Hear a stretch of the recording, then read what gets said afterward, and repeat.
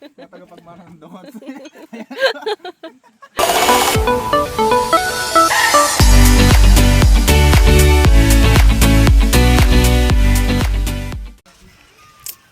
Lagay mo doon sa langit.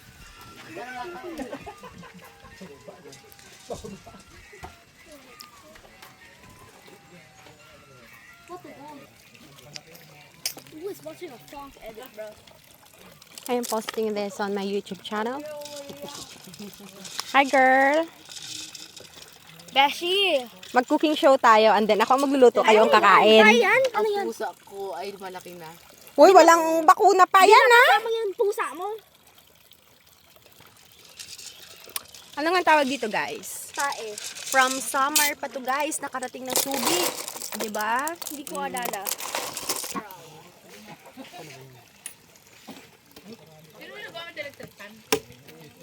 Masama ang tingin sa kanila ng pusa guys. Ayan na. Oh.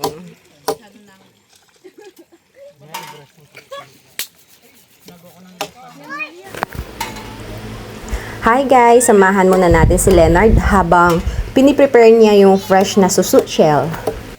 Ayan, una, tinangtanggalan niya muna nung dulo para talagang malinis tsaka madaling kainin. Which way?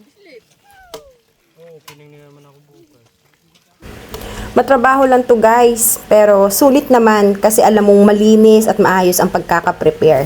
Ganitong proseso po talaga ang ginagawa sa suso bago iluto. Bilis siya sipsipin mamaya pag kinain. Sipsipin? Oo, sisipsipin mo siya dun sa may ulo para matanggal yung laman. Not about Leonard, about food. Nagtawa yung tsuhin sa sipsip, o, di ba? Oh, yan, ang anak ni Dukot, napakaridri sa Subic. Vlogging na, kasama na kayo sa vlog ko. Kung kailan inawat ko mami, tsaka na ano eh. Gakalayo si Dukot, o, di ba? Ito, ang junior ni Dukot. Hindi ako yung dukot. Oh, yan. Sino ba yung dukot? Oh, nagtatalo yung dalawang Dukot. Palayasan tayo! Ang bunso, yun ang dukot. Oh, Yun ang natira. totong. Yun ang natira. Oh, si engineer. Dukot ng pamilya. Tagapagmana ng dots. Rek, may darating daw. Kaso tomboy. Pwede, di ba? Nagbubuhat daw yun ng ano? Kupra. Mukha na rin kayo ng isang bakla para kumpleto na. Nagdaan no? Anyan si Leonard. Gusto nga dito? Dito. Yan, palipat. Para kumpleto, may bakla. Tagaluto namin. Palipat. Lipat transfer lang yun. Tagaluto sa kusina, tagaluto ng ano, ng mga Pagkain ng baboy. pagkain ng baboy. May short sa darak, kaya kailangan na natin magluto talaga. Gram na lahat sana kung meron tayo. Ay, tinanggal nila. Ay, ayan na, ang demonyo. Di ba? Ang demonyo. Galit sa kapwa demonyo. Obliga ko magluto talaga dito. Sa ano. Ito guys, ang view namin dito. Di ba ang ganda lang. Kaya talagang mapapadalas ka ng akyat kasi ganito kaganda yung view mo. Yung hapon yun, sa umaga, kunin namin. Ayun nyo. Ikot-ikot kayo, pulong gamit. Tapos may drum lang. Try to cheese it. It's really good. It's good? Yeah. I'm totally not breaking you or anything. Yummy, good. I like it. Yeah. Stop filming. Who are you filming? You. Stop it. I did not consent.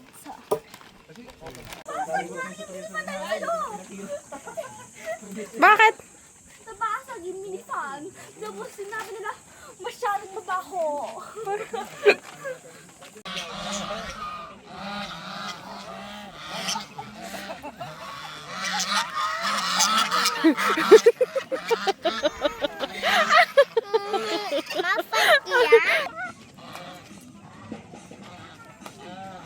Di talaga siya guys nadadala oh. Talagang hahabulin niya.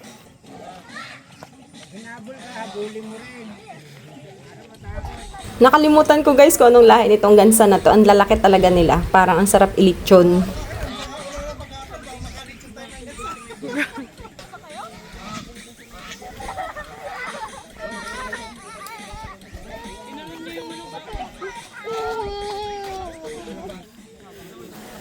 Meet my brother, JR Molo, ang junior ng pamilya. O diba guys, may pet siya, kambing. Siya yung nag-aalaga ng maliit na kambing.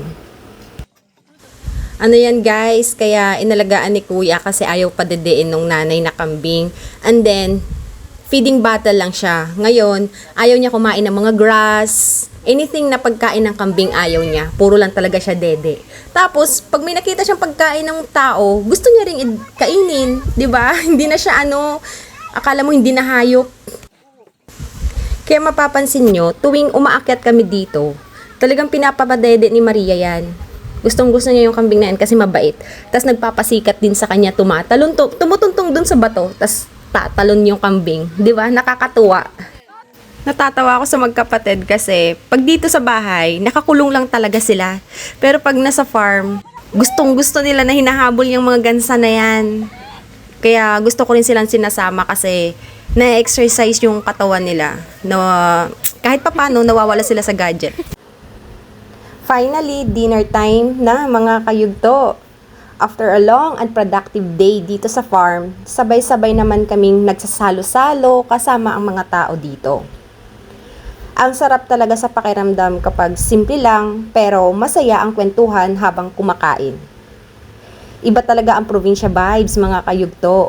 Preskong hangin, tahimik na paligid at masarap na pagkain. Kasama ang mabubuting tao. Kahit simpleng ulam lang para mas sumasarap kapag pinagsasaluhan.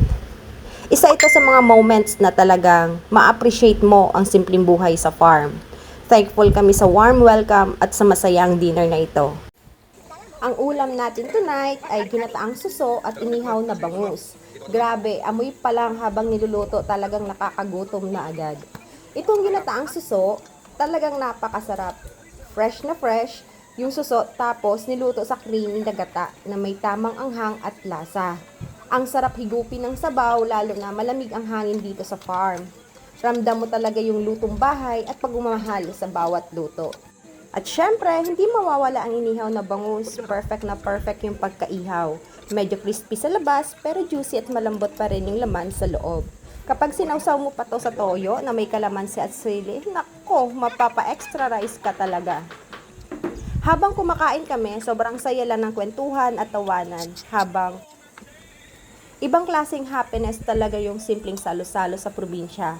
Walang stress, tahimik ang paligid, malamig ang hangin at puro good vibes lang ang kasama, mabubuting tao. Nakaka-thankful yung mga ganitong moments kasi simple man pero sobrang meaningful.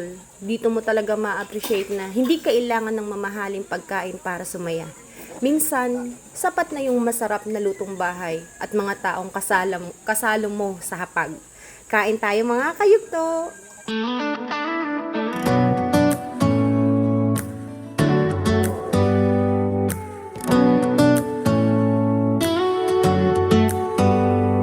Do you hear that? My sanity about to break while everyone I know's out. On a trip, on a boat, on a lake. I'm tired of feeling all FOMO. Babe, I don't even care if we stay home. Put our to-do list on ice.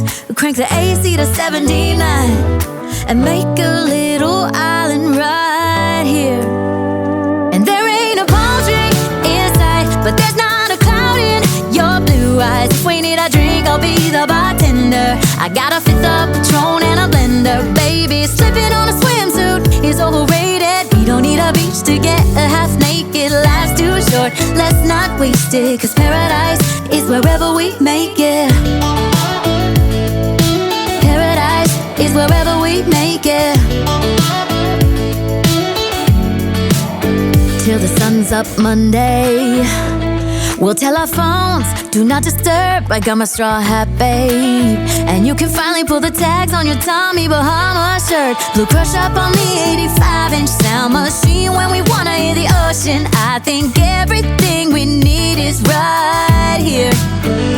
And there ain't a palm tree in sight, but there's not a cloud in your blue eyes. If we need a drink, I'll be the bartender. I got a fifth of Patron and a blender. Baby, slipping on a swimsuit is overrated. We don't need a beach to get a half naked. Life's too short, let's not waste it. Cause paradise is wherever we make it. Paradise is wherever we make it. Oh, this view of you, it's got everything I need. Yeah, the rooms, they're cheap. And if we don't wanna, we don't ever, ever, ever have to leave. Yeah, there might not be a palm tree inside, but there's not a cloud in your blue eyes. If we need a drink, I'll be the bartender. I got a fifth of Patron and a blender. Baby, slipping on a swimsuit is overrated. We don't need a beach to get a half naked. Life's too short, let's not waste it. Cause paradise is wherever we make it. All nice. Paradise is wherever we make it. AC to 79. Paradise is wherever we make it.